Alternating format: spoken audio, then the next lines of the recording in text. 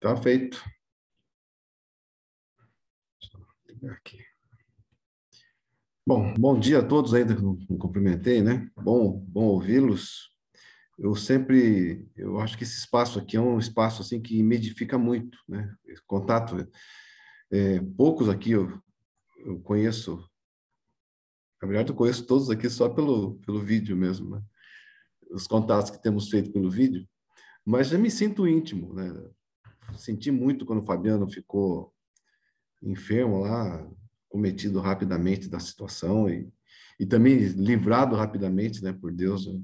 Puxa vida, e essa graça, né? Ele e Sandro falando da questão de sermos gratos pelo ar que respiramos. Uma bênção assim tão tremenda que a gente até passa desapercebido, né? Mas, gente, somos todos aqui, né? Falando da palavra que eu quero compartilhar com vocês, somos todos temos todos já uma boa jornada na palavra, né? Caminhar com Deus. Eu quero, assim, abrir meu coração com vocês, colocando algo que Deus tem trabalhado recentemente. Não tenho pretensão de ensinar ninguém, né? Mas quero compartilhar. Eu tenho feito um curso junto com Aquiles, com com Wesley lá no Rio de Janeiro, e uma das coisas que nós temos visto lá me chamou muito a atenção, eu queria compartilhar isso com vocês. Queria ler a palavra, está em 1 Coríntios 15, do 51 ao 58. 1 Coríntios 15, do 51 ao 58. Eis que vou lhes revelar um mistério. Nem todos dormiremos, mas todos seremos transformados num momento. Num abrir e fechar de olhos, ao ressoar da última trombeta. A trombeta soará, os mortos ressuscitarão incorruptíveis e nós seremos transformados. Porque é necessário que este corpo corruptível se revista de incorruptibilidade e que o corpo mortal se revista da imortalidade. E quando esse corpo corruptível se revestir de incorruptibilidade e o que é mortal se revestir de imortalidade, então se cumprirá a palavra que está dita, que está escrita. Palavra tragada foi a morte pela vitória. Onde está, ó morte, a sua vitória? Onde está, ó morte, o seu aguilhão? O aguilhão da morte é o pecado, e a força do pecado é a lei. Graças a Deus que nos dá a vitória por meio do nosso Senhor Jesus Cristo. Portanto, meus amados irmãos, sejam firmes, inabaláveis e sempre abundantes na obra do Senhor, sabendo que no Senhor o trabalho de vocês não é vão. Vou orar ainda uma vez. Pai, obrigado por estarmos juntos. Peço que o Senhor me conduza nesse tempo, que possa ser o auxiliador dos meus irmãos e que toda honra, toda glória sejam acreditadas a Ti, Pai, por esse tempo. Em nome de Jesus. Amém. Ah, gente, o que eu não quero fazer é discutir como serão os tempos vindouros. Eu não sou mestre nisso, longe de ser. Eu queria apenas trazer essa palavra, porque ela fala que nós seremos transformados, né? Que o nosso corpo vai se tornar incorruptível e imortal. Isso vai ser num instante, e isso vai ser feito por nós, né? O Pai vai fazer isso. E, assim, falei que queria compartilhar. Eu sempre achei que as minhas faculdades intelectuais, emocionais, sentimentais, né? Que o meu caráter, que tudo que influencia o que eu faço e a maneira de lidar e tratar com as pessoas, também seriam transformados assim instantaneamente. Que o Pai iria me contemplar com o seu caráter assim que eu estivesse com ele. Que, assim, à medida que eu tenho contato com a palavra, que eu iria aprendendo, iria sendo transformado, mas o déficit, o gap ali entre eu e ele me daria tudo quando eu estivesse com ele. E eu fui, assim, impactado, eu falei, volto a falar, se o que eu falo não bate com a forma que você crê, perdoe, eu não estou querendo convencer nem doutrinar ninguém, mas eu queria só trazer um pensamento. E se essa transformação ela for um processo gradual e não um processo, eu diria, aqui ele fala que os nossos corpos serão transformados, mas e a nossa mente, o nosso caráter, a forma como fazemos as coisas, né? Como nossa alma processa as coisas. Jesus, quando estava conosco, ele falou assim, porque o reino de Deus já está entre vocês, né? Já está entre nós. Então, com o reino já entre nós, eu posso vivê-lo desde agora. Eu posso praticá-lo desde agora, né? Eu posso que viver a plenitude do reino é uma questão de aprendizado, né? De amadurecimento, de assimilar as características do Pai. O Pai já me alcançou cada um de nós, né? Ele nos apresentou seu Filho, que é a expressa imagem do seu ser, o seu Filho me revelou e continua me revelando o Pai. Ele me deu do seu Espírito, ele reavivou o Espírito dele em mim. Alguns atributos do Pai já brotam em mim com certa facilidade, mas outros eu ainda preciso liberar, eu preciso aprender, preciso adquirir, né? Mas eu já tenho sementes para semear, sementes do Espírito. E é aqui que eu queria, que foi um ponto que me chamou a atenção, essa questão dos frutos do Espírito, né? Paulo fala lá em Gálatas, né, 5:22, que o fruto do Espírito é amor, alegria, paz, longanimidade, benignidade, bondade, fidelidade, mansidão, domínio próprio. Contra essas coisas não há lei. A gente pode orar entender essas características, né, frutos do Espírito, como algo a ser produzido em nós. E é verdade, são características do Espírito. E algumas delas já temos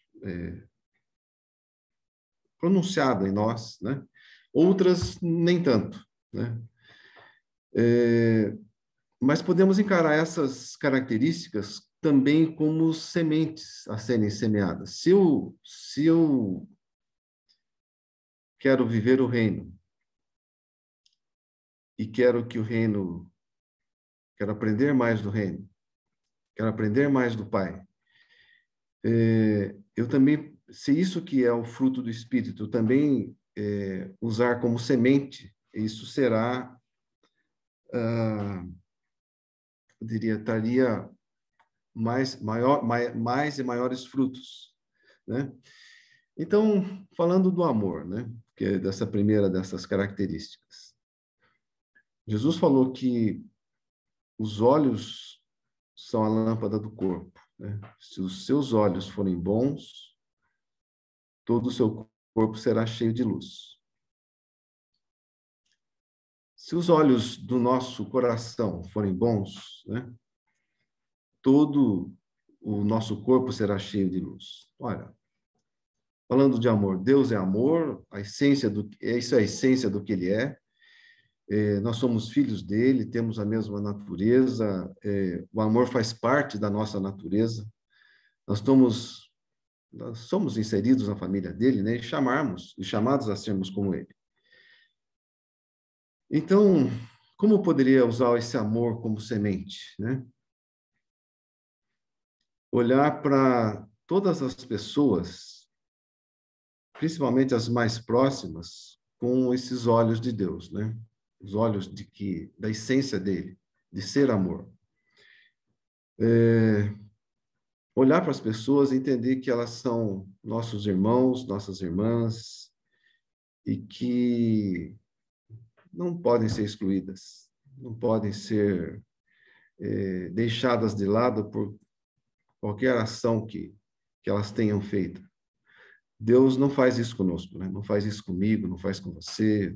Com os erros que cometemos, ele não nos abandona, não nos exclui, né? Então, temos esse olhar, né, de luminoso, com amor para com todas as pessoas, cria esse ambiente, né, para esse ambiente favorável, para esse relacionamento favorável com as pessoas. O que eu chamei essa palavra, né, que me chamou a atenção é que a vida é viver o céu. A vida é viver o céu agora. E como nós vivemos o céu agora, né? Pegando essas características que são fruto do Espírito, né? E potencializando isso, né? Criando condição para que isso seja mais frutífero em nós, né? E usando isso como sementes. Falei, algumas características já brotam em nós mais facilmente, mas outras nós precisamos semear com mais abundância, né? Alegria. Eu e você podemos ser semeadores de alegria do ambiente em que nós estivermos, né? Mas é lógico que a gente só pode semear alegria se a gente carregar a alegria conosco. Esse é o princípio necessário, né? Então, como que a gente pode semear alegria onde nós estamos? É rejeitar aquele papo de política que vai ferir alguns que militam pela ideologia oposta que a gente pensa, né? É maneirar em desqualificar o time do amigo que perdeu, que teve uma derrota vergonhosa, é fazer morrer o papo agressivo, né? Que exclui, que fere e colocar um assunto legal, né? Sermos semeadores do começa com aquele olhar de amor, né? De inclusão, mas depois tem as ações práticas, né? Paz, né? Jesus falou que se não, Paulo falou, né? Perdão. Se possível, no que depender de vocês, vivam em paz com todas as pessoas. Qual a semente, né? Como eu posso semear a paz? Perdoa, né? Perdoa. Perdoa. Trata de reconciliar. Você já não pode excluir porque é teu irmão, tua irmã, não importa a barbaridade que ela tenha feito. Perdoa, né? Não se conforma de ser o julgador da pessoa, de trazer a ela o tratamento que ela merece pelo que ela fez, né? Isso não tá em mim, não está em você, né? Não está em nós excluí-la, né? Esses dias recebi o meu filho aqui, né? E ele ficou assim enjoado, né? Nos gostos dele. Então ficou ali, foi fazer um café. Ele gosta de, eu me esqueci que ele gosta de fazer um café pondo nesse café no leite. Eu, como não tomo leite, peguei água, esquentei água para ele, trouxe, ele fez nesse café, pôs um leite em pó ali e ficou ali enrolando com o café. Depois eu vi, e não tomou café, né? Uma coisa simples. Falei, pô, como meu filho é enjoado, né? Mas é meu filho. É meu filho, sabe? Não importa, não importa. É assim que o pai nos olha, né? E assim que o pai espera que a gente olhe para os nossos irmãos. É irmão, é da família, né? É da grande família do pai, né? Longanimidade, né? Longanimidade. Característica ou qualidade de grandeza de ânimo, uma pessoa que encara a coragem com as adversidades a favor de alguém, né? Esse termo está relacionado ao ato de ser bondoso, generoso. Tardio em irar-se, ânimo longo. A definição disso, mas é semente disso, né? É que a minha bondade, a sua bondade, deve nos levar a ser paciente com o processo das pessoas, principalmente das pessoas mais próximas, né? Ter paciência, né? Aguardar o tempo dela descobrir, dela entender, dela amadurecer, né? E normalmente há um preço a ser pago. Aguardar que as pessoas amadureçam tem um preço, né? Tem um preço. É o que Deus faz conosco. Se Ele quisesse as coisas perfeitas, Ele mesmo faria. Mas fazer com que nós aprendamos, né, a como fazer as coisas, custa, custa e custa tempo, né? Custa recursos e custa tempo. O que Ele espera que a gente faça com os nossos queridos, principalmente os mais próximos, né? Benignidade. Qualidade de quem é benigno, dotado de boas características boas, como a generosidade, bondade e benevolência. Como que semeamos isso? Você trata as pessoas considerando-as valiosas e dignas de um relacionamento cuidadoso. É esse cuidado que visa não machucar os outros, relacionar-se com os outros sem machucá-los. Esse zelo, né, por se relacionar sem machucar. A benignidade, ela quebra a tensão dos relacionamentos, porque ela procura o bem-estar do próximo, se importando com os seus sentimentos, com as suas dores. Você se importa em saber como as pessoas estão, como elas vão indo, como está a sua saúde, como é que vão os seus projetos de vida, né? Se coloca-se para orar por elas, se acompanha como é que está indo a coisa, né? E aquele bom dia, né? Com um sorriso, acompanhado de um sorriso, para todas as pessoas, principalmente para aquelas que são invisíveis, né? E quando você precisa corrigir alguém, se faz com todo o tato possível, né? Sempre visando recuperar ao invés de simplesmente ferir, né? A bondade, ela é a sequência da benignidade, né? Porque só que ela é de uma forma mais ativa. Ela traz a ideia de fazer o bem sendo generoso, né? Enquanto a benignidade se preocupa com o bem-estar das pessoas. É por isso que trata com delicadeza, não reagindo mal a elas. A bondade trabalha ativamente pelo bem alheio. A benignidade na prática, né? Na forma prática dela. E na prática, é pôr a mão no bolso, é gastar tempo, por alguém, por uma causa, né? Não dá para ser teórico aqui. Bondade se traduz em ações práticas.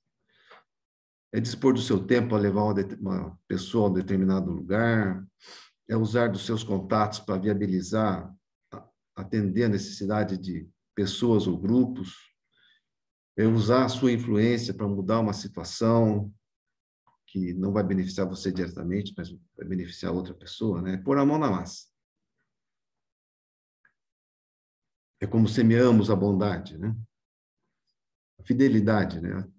A atitude de quem é fiel, de quem tem compromisso com aquilo que assume, uma característica que é leal, que é confiável, honesto e verdadeiro. Tá? Como é que nós semeamos isso? A gente fica firme, né? Mesmo quando a coisa está feia. Você não abandona o barco, né? Não abandona o barco. O teu amigo ficou exposto, todos olham e julgam e comentam a situação, mas você fica do lado dele.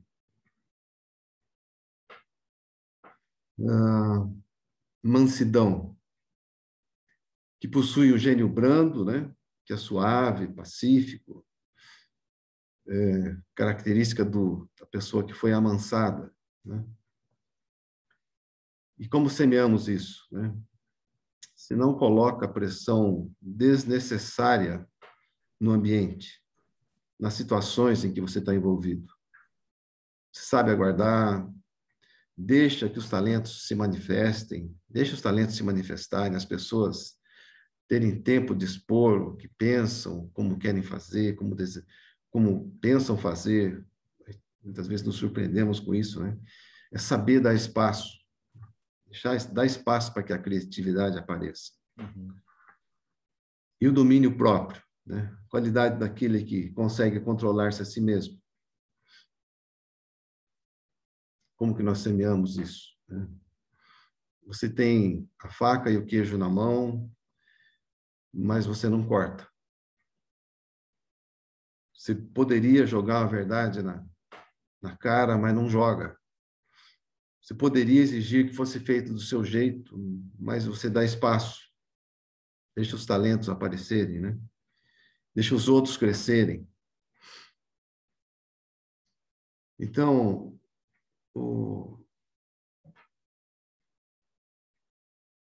eu vejo que muitas vezes a gente, não falo por mim, né? A gente desenvolve algumas dessas características, algumas coisas fluem, né? A gente se identifica porque está vendo que características do pai estão sendo forjadas em nós, mas a gente parece que para em alguma etapa, né? Parece que algumas coisas são limites para nós. A gente interrompe o processo. E quando eu pensei isso, mas e se isso for um processo crescente, né? For projetado para ser um processo crescente? Para sermos constantemente, né, sermos transformados e foi isso, né? Sermos transformados à imagem do Pai. Por que nós estamos interrompendo? Por que interromper o processo, né? Por que não sermos sempre semeadores, né? E sermos mais frutíferos? Viver o céu agora, né? Aquilo que imaginamos como plenitude, começarmos a buscar como alvo, né? Como objetivo pleno desde agora, né? A vida é viver o céu agora. É isso, gente. Que o Senhor nos abençoe, cada um. Amém, Daniel. Obrigado.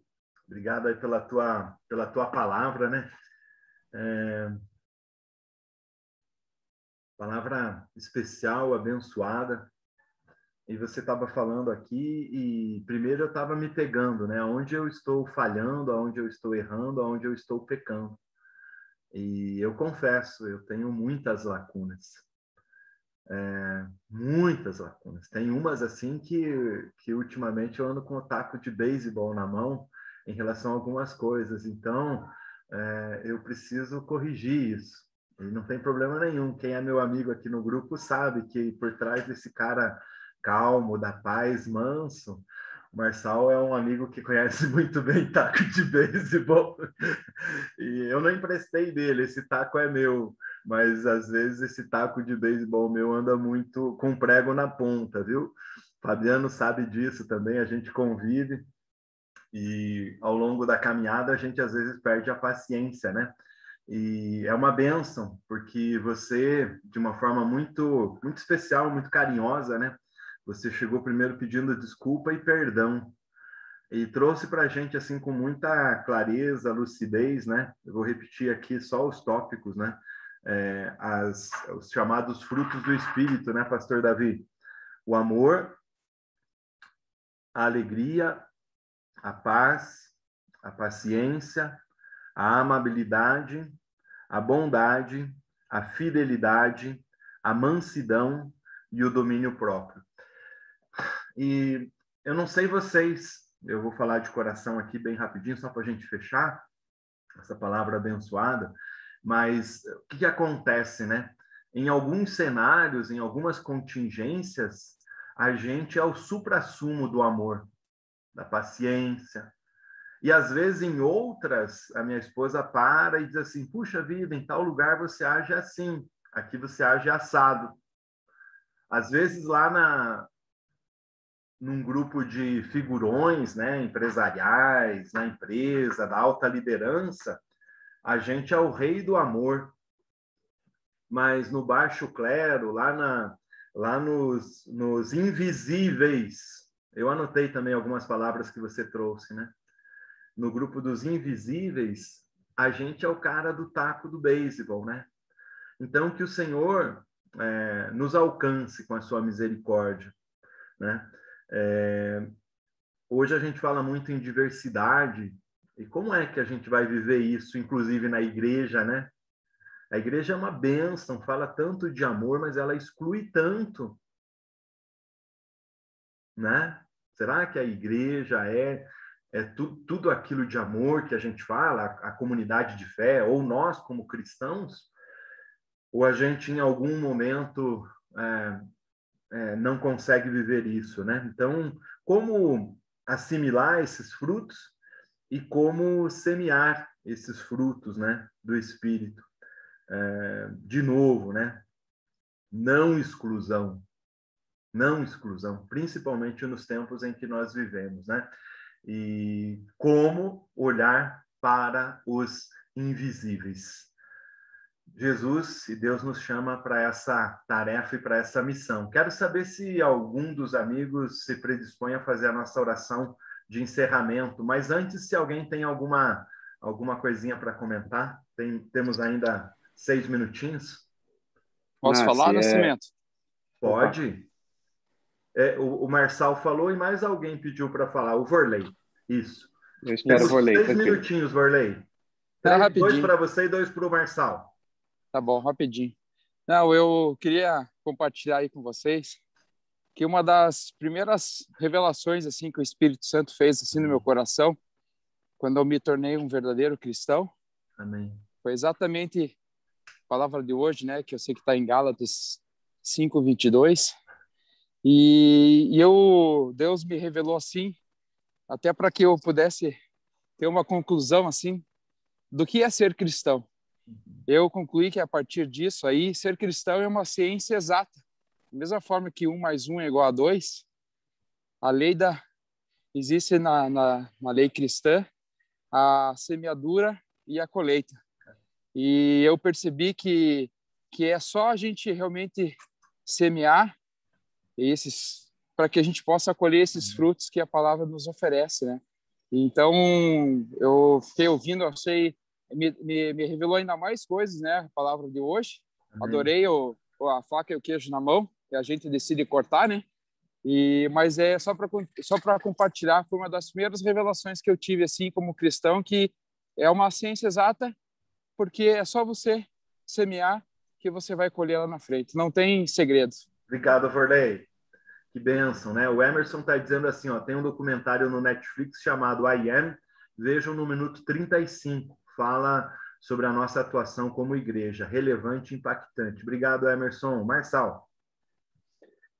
A minha esposa tem uma frase que eu fico sempre reflexivo quando ela volta com essa frase, né? Ela diz sempre assim, nos dias atuais as pessoas estão preocupadas em resolver o problema delas, né?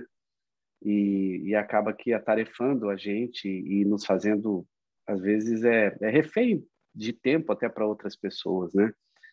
E eu sempre, quando tenho alguma coisa para resolver, olhando para o fruto do Espírito, olhando para aquilo que a Bíblia diz, né? Eu às vezes me pego assim, mas sou eu que tenho que resolver o problema desta pessoa, né? Sou eu que tenho que agir, né? E eu às vezes me vejo até em alguns momentos dizendo alguns nãos, né? Porque todo sim que eu digo para uma outra pessoa, eu estou dizendo não às vezes para minha primeira igreja, que é a minha casa, né? E às vezes eu vi assim que eu estava entregando o fruto do Espírito para fora, como o Nascimento disse, e entregando pouco o fruto do Espírito para dentro, né, de casa, né? Então, hoje, assim, eu estou aqui em São Paulo hoje, eu fico até sexta, eu cheguei segunda, então, sábado, domingo, eu procuro não atender muitas pessoas para poder ser esposo, né, e entregar esse fruto do Espírito primeiro na minha casa, né? E para encerrar, em relação ao que as pessoas querem resolver, às vezes, o problema próprio, né? Algo que para mim assim é super importante a gente pensar, né? Todo mundo quer ajuda, né? A ideia é o que vão fazer com a ajuda que a gente vai dar, né? Porque a própria Bíblia diz também que às vezes a gente tem que cuidar um pouquinho para não dar pérola aos porcos, né? E entregar algo às vezes precioso, né? E que a pessoa não vai aproveitar, né? Eu não quero assumir a posição de Jesus, eu quero ser semelhante a ele, mas eu não quero assumir a posição dele, porque eu não tenho essa mínima condição, né? Então, às vezes, a gente tem que parar e pensar assim, que tipo de problema eu estou resolvendo para quem eu estou resolvendo e se eu não estou arrumando mais problemas para mim e que me sobrecarregue. Amém.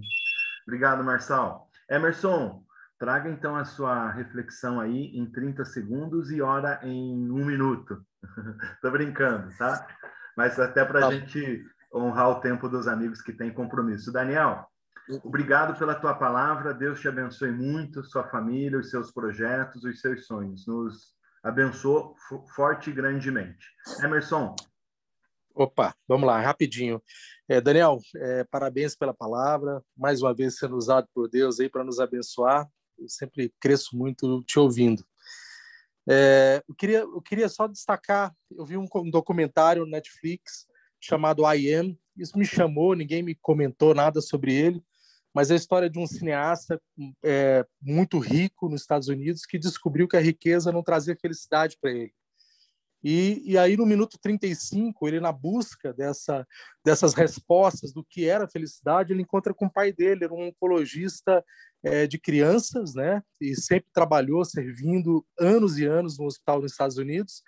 E ele pergunta para o pai dele o que é felicidade. O pai dele fala assim: olha, filho, eu fui à igreja no domingo e eu me emocionei porque eu vi o povo chorando e se abraçando e adorando, e negros com brancos e latinos.